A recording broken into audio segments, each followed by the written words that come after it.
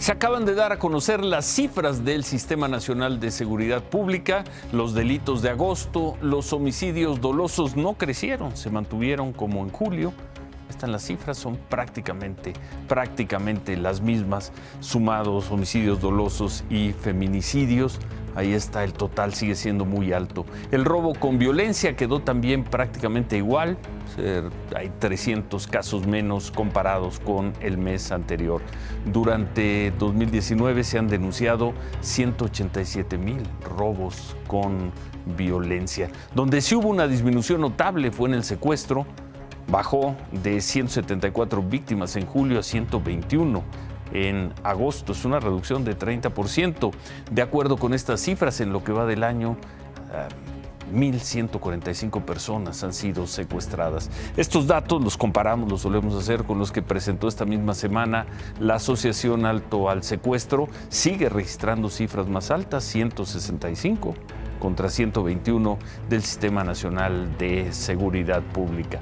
Buenas noches. Siguen siendo cifras de espanto, de tragedia, pero ya no crecieron las ejecuciones, prácticamente tampoco los robos con violencia, y los secuestros disminuyeron. Hay que subrayarlo. Este viernes, además, hubo noticias destacadas sobre el trabajo de las fuerzas de seguridad. A principios de septiembre presentamos la historia de Pedro Hernández, un taxista con muchos años de trabajo. Fue golpeado por dos personas que le pidieron servicio de la zona de Santa Fe, no le pagaron y lo mataron. Días después, este señor murió. Pero hoy, policías de investigación de la Ciudad de México detuvieron a los dos presuntos homicidas. Vamos a ver la historia y vamos a ver estas imágenes que no se habían presentado.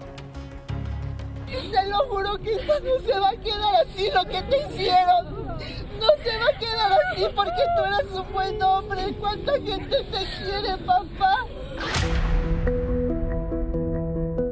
Pedro Hernández, de 54 años de edad y 30 como taxista, murió el 4 de septiembre a consecuencia de la golpiza que recibió por parte de dos pasajeros que se negaron a pagar un viaje. Hoy, a 2 semanas de su entierro, policías de investigación detuvieron a los presuntos responsables de la muerte del taxista. Se trata de José Luis Olascuaga, detenido en la colonia Santa Fe en Coajimalpa, al poniente de la Ciudad de México, y Daniel Tapia, quien fue localizado y detenido en Metepec, Estado de México. Estas son las imágenes que el Ministerio Público valoró para solicitar las órdenes de aprehensión en contra de los dos presuntos responsables de homicidio calificado. Se trata de 8 horas de grabación de más de 9 cámaras de seguridad del centro comercial Paseos Arcos, en la alcaldía Coajimalpa. Los videos dan cuenta de la llegada de los dos acusados al lugar a la 1:09 de la mañana del sábado 31 de agosto. Las cámaras siguen su ruta rumbo a un club nocturno. Cuando suben al elevador,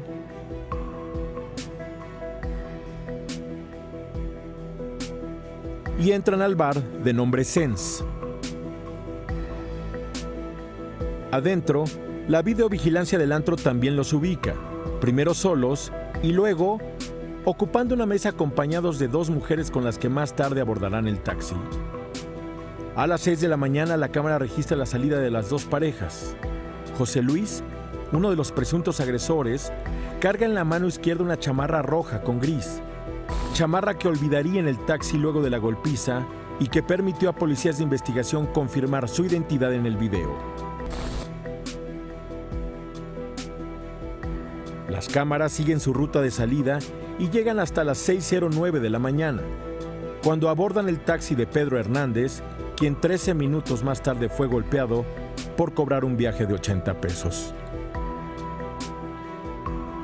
3 taxistas del sitio fueron llamados a declarar para confirmar que el auto que abordaron las dos parejas era el de Pedro Hernández.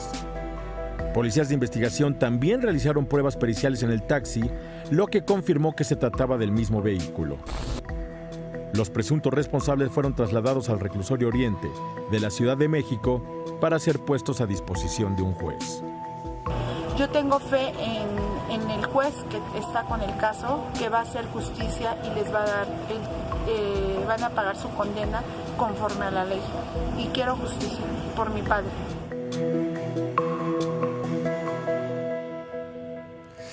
Pues ahí están las imágenes y ahí está la detención 3 semanas después. En el reclusorio Oriente, José Luis Solascuaga escuchó hoy del Ministerio Público la acusación que se le hace por homicidio calificado. Mañana va a tener lugar la audiencia inicial del otro, pues al parecer, del otro agresor, Daniel Tapia. La familia del taxista Pedro Hernández insiste en que no va a dejar el caso hasta que estas 2 personas sean condenadas. Y hablando de detenciones, la Fiscalía de Guerrero detuvo a uno de los supuestos asesinos del cinefotógrafo Eric Castillo. La semana pasada informamos de este caso muy doloroso. El supuesto asesino fue identificado como Miguel Ángel. Agentes ministeriales lo detuvieron en Chilpancingo después de un enfrentamiento. Se informa que le aseguraron una camioneta con reporte de robo, 3 kilos de marihuana y un rifle AR-15, arma con la que habría matado a Eric. Según la Fiscalía, este hombre pertenece a una banda de robacoches en la zona Diamante de Acapulco y estaría relacionado con al menos otros 5 hechos delictivos.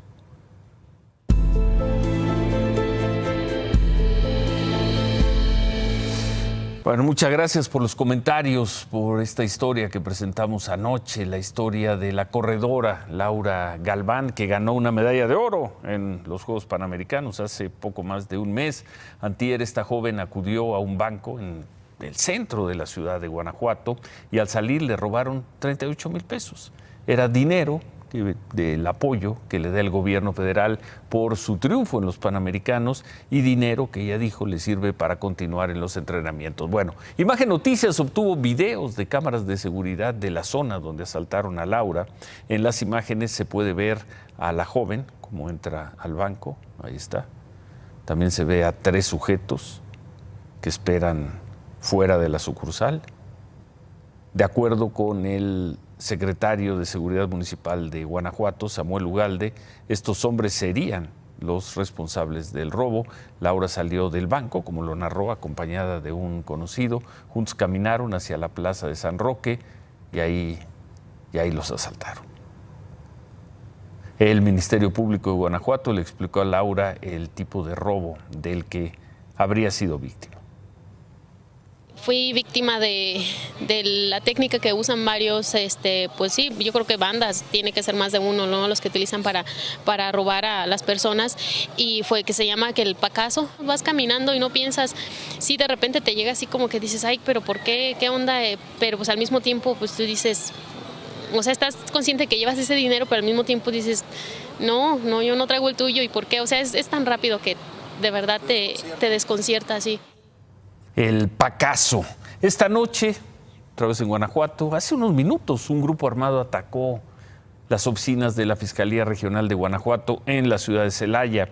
De acuerdo con los primeros reportes, ahí murió un agente ministerial y hay 3 lesionados. Son los primeros reportes. Uno de los lesionados se reporta de gravedad. Las autoridades, pues bueno, están en la búsqueda. Quienes, de acuerdo con testigos, viajaban en una camioneta gris, van a atacar otra vez instalaciones de policías. Esta madrugada, ahí mismo en Celaya, se registraron bloqueos por parte de grupos, pues todo indicaría que del crimen organizado, sobre la carretera Celaya-Salvatierra. Llegaron elementos de la Gendarmería, el primer reporte, se encontraron con un tráiler incendiado sobre la carretera y al acercarse pues comenzaron a dispararles. Luego llegaron agentes de investigación de la Fiscalía de Guanajuato y se encontraron con otro bloqueo con 2 camiones, tractocamiones calcinados. También ahí en Celaya un grupo armado atacó ayer una agencia de autos Ford. Los hombres llegaron en 3 camionetas, comenzaron a dispararle al lugar. No hubo heridos, se reportaron solo daños materiales. La Fiscalía informa que está ya sobre los responsables del ataque, pero al momento, hasta hace unos minutos, no había ningún detenido. Esta madrugada fueron asesinadas 6 personas dentro de una casa de la colonia Antonio Varona, esto en Cuernavaca. 3 mujeres sobrevivieron. De acuerdo con el comisionado estatal de seguridad, ninguna de las personas asesinadas tenía antecedentes penales, pero en la casa, según la autoridad, se encontró droga. Por cierto, los integrantes de la Conferencia del Episcopado Mexicano le plantean al gobierno federal que se establezca un Consejo Nacional por la Paz. sería un órgano integrado por autoridades de todos los niveles, iglesias, empresarios, sociedad civil, para pues que mejore la seguridad del país. Este planteamiento lo hicieron las cabezas de la Iglesia Católica tras reunirse con representantes de otras iglesias y con la presidenta del Consejo Honorario de la Memoria Histórica de México, la señora Beatriz Gutiérrez Müller, quien dijo estar a favor de que la religión, las iglesias contribuyan a la cultura de la paz.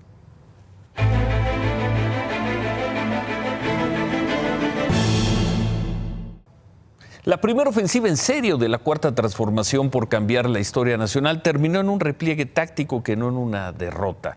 Por lo que se pudo ver y leer, se trató de una ofensiva para darle una nueva interpretación al secuestro y asesinato del empresario Eugenio Garza Sada. Los hechos ocurrieron el 17 de septiembre de 1973 en Monterrey.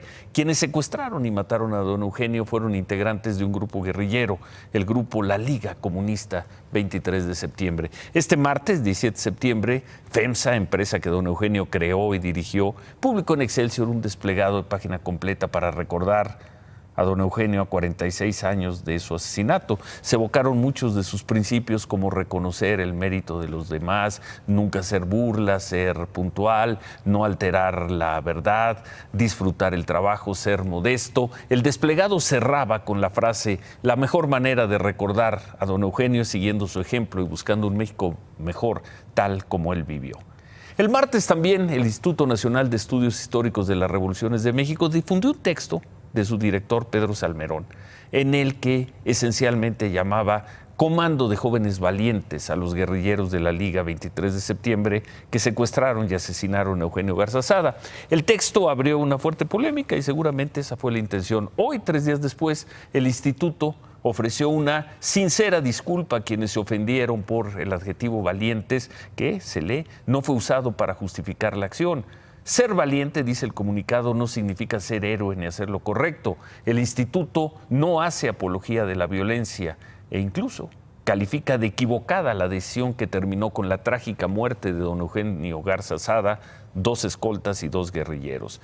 Pero en el mismo comunicado, el instituto hace un repaso por la historia mexicana y recuerda que entre los años 50 y 80 el Estado mexicano fue brutal con la oposición de ferrocarrileros, maestros, médicos, estudiantes, y que México era un país sin libertades democráticas. Por eso, y de ahí lo del repliegue táctico, el instituto subraya que el Estado mexicano borró de la historia los movimientos guerrilleros, que muchos jóvenes de entonces pensaron que la única opción para oponerse era la armada y que la revolución pacífica de hoy es producto, y así se lee, de las luchas populares de los últimos 50 años. Y concluye con un énfasis en que el México que hoy tenemos es un México muy distinto, que el instituto condena toda forma de violencia, pero también rechaza la censura. Es decir, se ofrece una disculpa a quienes se sintieron agraviados, pero no se retira el término jóvenes valientes.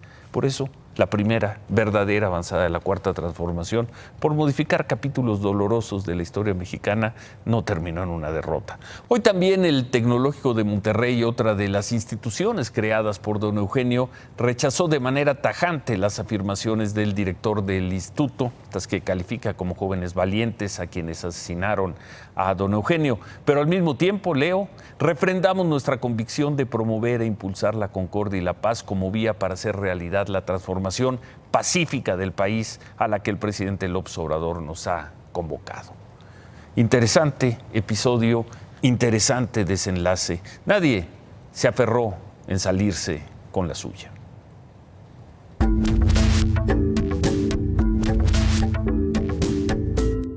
Y hablando de uso de la fuerza por parte del Estado, este mediodía se dio un desalojo, claro, no tiene que ver una cosa con la otra, pero este día se dio un desalojo de policías comunitarios de Guerrero que bloquearon por 2 horas la carretera federal, la federal Chilpancingo-Acapulco, esto a la altura de la comunidad de Petaquillas. Fue el primer desalojo en el que participa la Guardia Nacional. Los policías comunitarios de Petaquillas querían poner un retén a la altura de una colonia que se llama La Cinca, argumentando que era para reducir, para bajar los delitos de la zona, pero la Guardia Nacional y los policías estatales impidieron que instalaran el retén y así se dio el desalojo.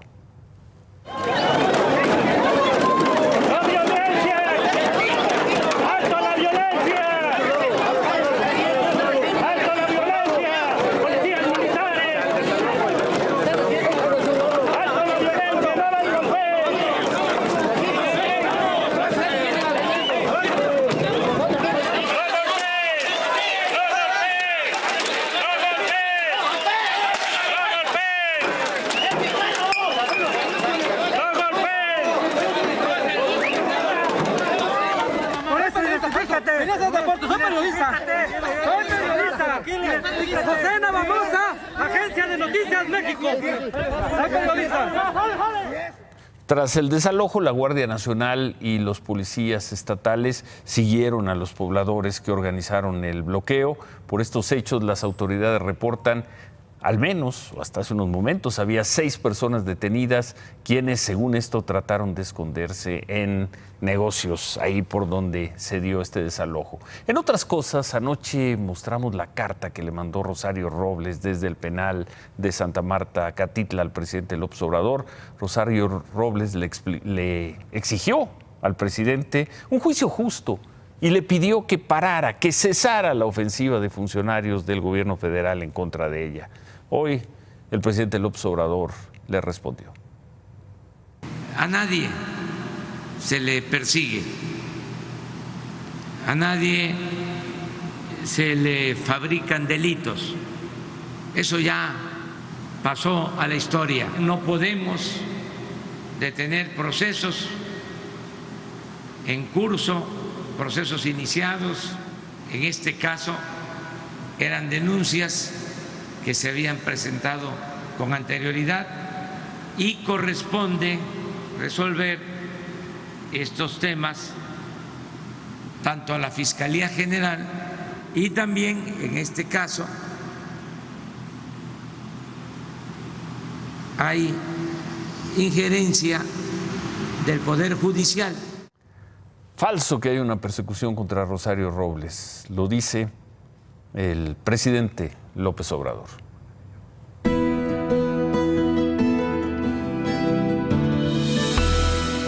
A las 5 de la mañana, los diputados terminaron de aprobar las leyes reglamentarias de la reforma educativa con una prisa pues sorprendente. En las últimas horas de la sesión, los diputados de Morena y del PT defendieron así, esto dijeron, para justificar las leyes que aprobaron.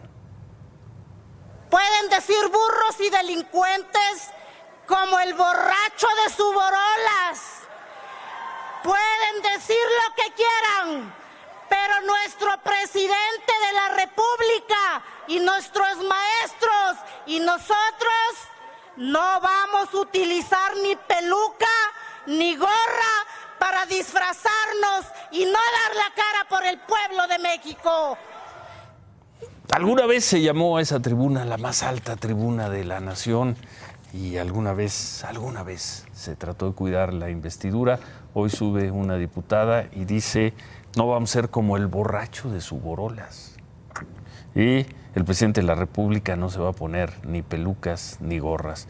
La Cámara de Diputados, México, septiembre 2019. ¿Qué fue lo que se aprobó? Se aprobaron las 3 leyes reglamentarias en materia educativa, la Ley General de Educación, con la que se acaba al Instituto Nacional de Infraestructura Física Educativa, el INIFED.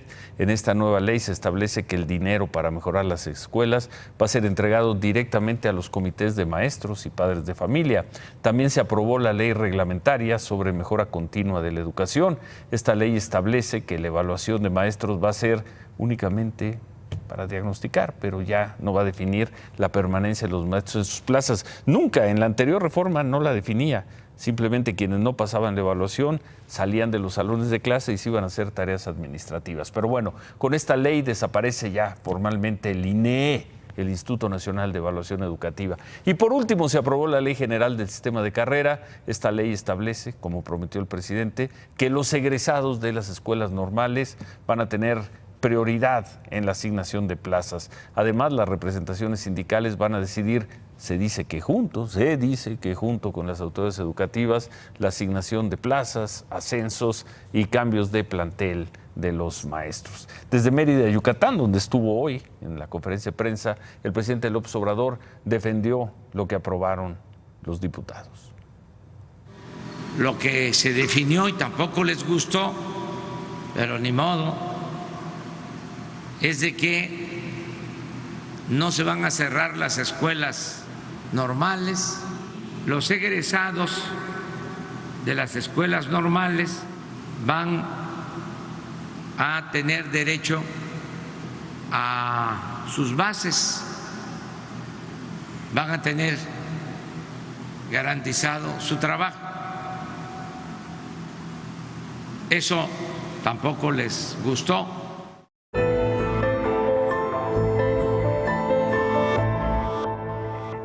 ¿Qué diablos está pasando con la sociedad mexicana? Aquí no hablamos de gobierno, ¿no? ¿Qué diablos está pasando con los ciudadanos, con las personas que viven cerca de nosotros, con los vecinos, con los de enfrente?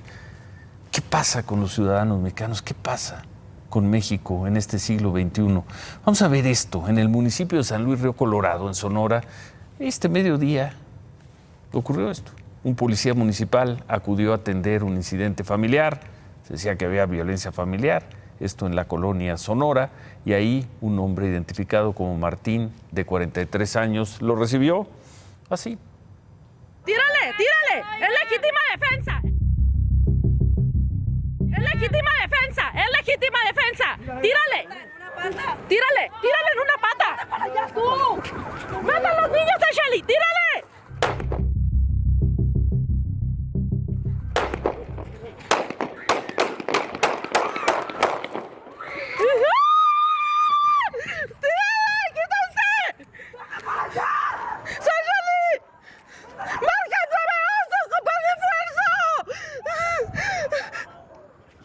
Esta persona, que al parecer iba a agredir al policía, murió en el hospital. El policía se llama Luis Horacio Valle, recibió 2 heridas en la cabeza. La Fiscalía de Sonora informó a Imagen Noticias que abrirá una investigación del caso, pero que es muy probable que el policía no tenga ninguna responsabilidad legal porque habría actuado en legítima defensa, y porque de no haber actuado así, pues quién sabe qué es lo que hubiera pasado, además de que habrían salido lastimadas las personas que pidieron su ayuda. Más allá de la actuación del policía y de ver cómo reaccionó, ¿qué diablos está pasando? ¡Tírele, tírele!, gritaba la mujer, le pedía al policía que le disparara a esta otra persona, que al parecer era su familiar.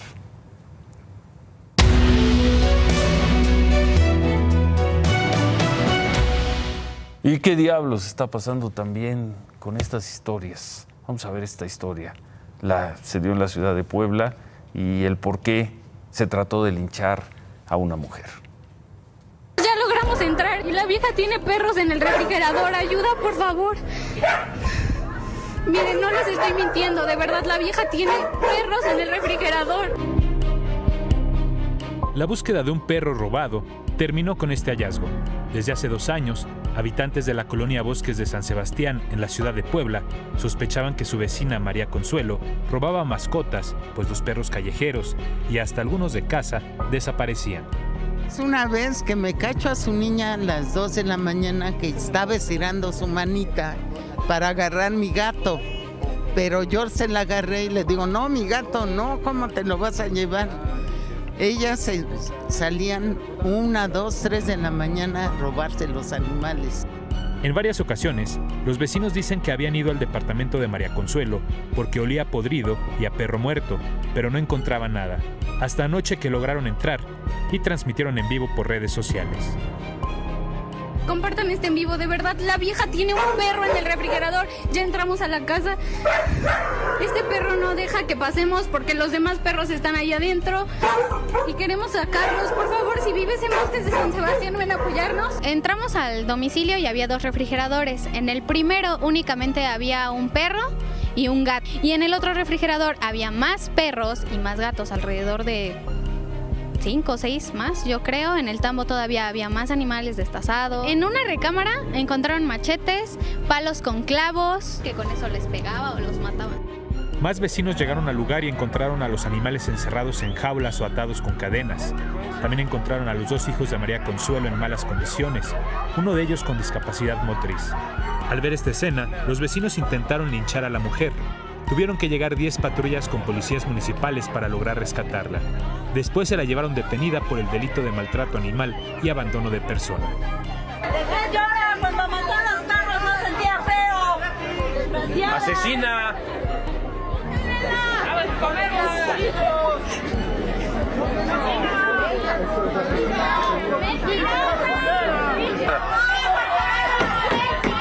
La Policía Municipal de Puebla contó en total 29 perros, 13 gatos, 2 conejos y una paloma. Estaban vivos, pero en 3 refrigeradores hallaron bolsas negras con los cadáveres de 4 animales.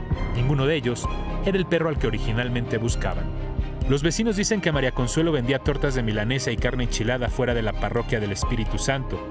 Y nadie les quita de la mente que mataba a los perros y gatos para venderles su carne ya cocinada. Difícil de aceptar porque pues a lo mejor uno fue comensal de todo esto, porque pues al final de cuentas no sabe uno lo que está comiendo. Tenía consejo discapacitado y pues yo creo que causaba lástima y la gente por hacer un buen acto le compraba la carne o le daba dinero. ¿Qué diablos está pasando? Esta tarde una fundación de defensa de los animales, una fundación que se llama Patitas Enlodadas, presentó la denuncia formal contra esta señora por maltrato animal. También llamó a los afectados a ir a denunciar y llevar pruebas al Ministerio Público. En otras cosas, Cipriano Charrés, quizás se acuerden de él, fue diputado federal de Morena. Fue detenido esta tarde. Policías ministeriales de la Ciudad de México lo detuvieron a petición de la Procuraduría de Justicia de Hidalgo, que informó que un juez de control ordenó que lo detuvieran, que detuvieran al exdiputado por el delito de homicidio en grado de tentativa. Cipriano Charrés es señalado de ser el responsable de la muerte, recordarán, de un joven en un accidente automovilístico. Esto fue en octubre del año pasado en Ixmiquilpan. Hidalgo fue desaforado en abril y Morena le quitó sus derechos partidistas por 6 meses. Esta semana se habían parado ante un juez de Hidalgo para evitar ser detenido, pero pues no le sirvió de nada. Así lo detuvieron. Aquí está, ahorita se lo muestro. Si es tan amable, por favor, de acompañarme, por favor. Por favor, a ver, ya le leyeron sus derechos. Ya le leyeron sus derechos. Primero muéstrame. A ver, ingeniero, muéstrame. Primero muéstrame. Hago lo que quieras. Tenga mi mochila. Sí, dásela, sin problema. Dásela. Sí, sin problema. Pero primero le voy explicando. Vámonos. Y se lo llevaron. ¿Qué más tenemos, Cristal?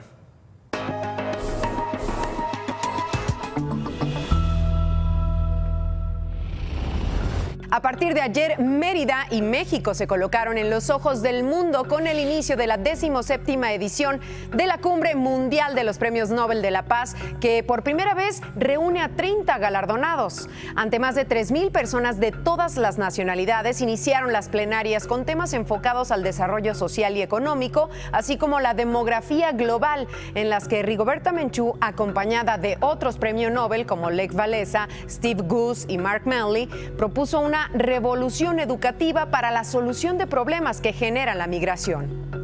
Yo quisiera decirles que veamos las causas, que no dejen de hablar los representantes de los migrantes, que tengan la voz en todo momento, pero una voz conciliador y que busca solución. También se abordaron temas como el cambio climático, el combate al hambre, el periodismo y la construcción de paz. En esta cumbre hay además algunos foros como Las Mujeres y la Paz con Rigoberta Menchú, Yuriria Sierra, Joy Huerta y Bernice King. El arte y el deporte como constructores de paz, en el que participan Miguel Bosé, Rafael Márquez y Diego Luna. Hoy fue captado el cantante Ricky Martin llegando a Mérida para la presentación del día de mañana en el cierre de la cumbre, un evento que espera contar con la presencia de unas 25,000 personas.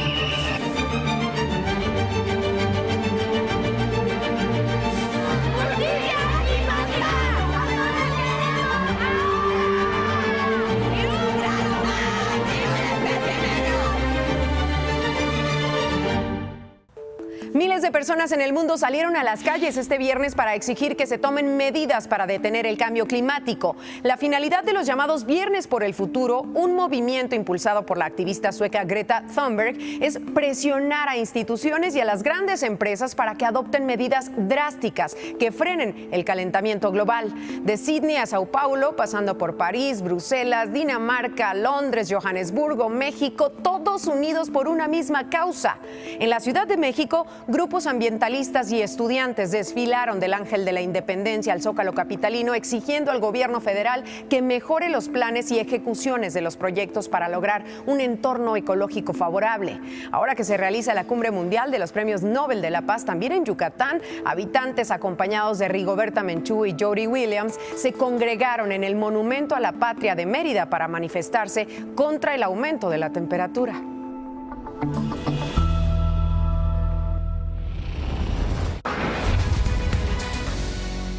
Lorena sigue su trayectoria en nuestro país y ahora está en Baja California Sur, amenazando con fuertes vientos, lluvias y descargas eléctricas. Por ello, Protección Civil decretó la alerta roja de peligro máximo. Estas lluvias fuertes también se presentan en Sinaloa, Nayarit, Jalisco, Colima, algunas zonas de Durango y en Sonora, y continúan en gran parte del país al menos hasta el próximo domingo por Lorena y la tormenta tropical Mario. En Chihuahua rescataron a 22 turistas que quedaron atrapados desde el lunes en el municipio tarahumara de Batopilas porque la única carretera quedó bloqueada por un derrumbe. A su paso por México, Lorena ya ha ocasionado pérdidas importantes por inundaciones en estados como Jalisco, Nayarit y Colima. El pronóstico del Servicio Meteorológico Nacional indica que después de estar en Baja California, Lorena se alejará de costas mexicanas hasta degradarse a tormenta tropical el sábado y finalmente a depresión tropical el lunes.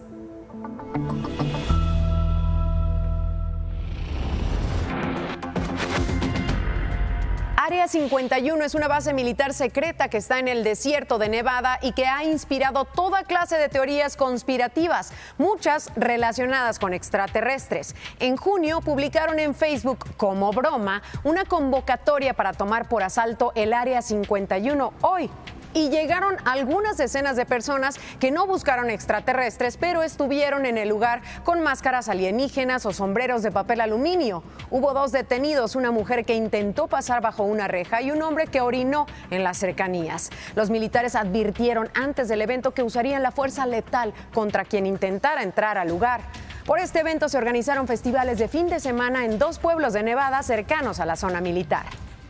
Buenas noches, Ciro. Buenas noches, Cristal. Santiago Nieto, el titular de la Unidad de Inteligencia Financiera de la Secretaría de Hacienda, informó que presentará una denuncia luego de detectar irregularidades en la gestión del Consejo de Promoción Turística de México. Según Santiago Nieto, supuestamente hubo pagos superfluos y un posible desvío de recursos a cuenta de particulares y de empresas en el extranjero. En agosto, la Secretaría de Turismo oficializó la desaparición del Consejo de Promoción Turística, cuyas tareas quedaron a cargo de las embajadas y consulados de la Secretaría de Relaciones Exteriores, y ahora todo indica que van tras algunos o tras varios de quienes lo encabezaron. Durante toda la semana había preocupación de qué iba a pasar con el precio de la gasolina, cómo se iban a manejar los estímulos fiscales durante esta semana. Quedó claro que sí hay un impacto, en los precios por el ataque a la refinería de Arabia Saudita.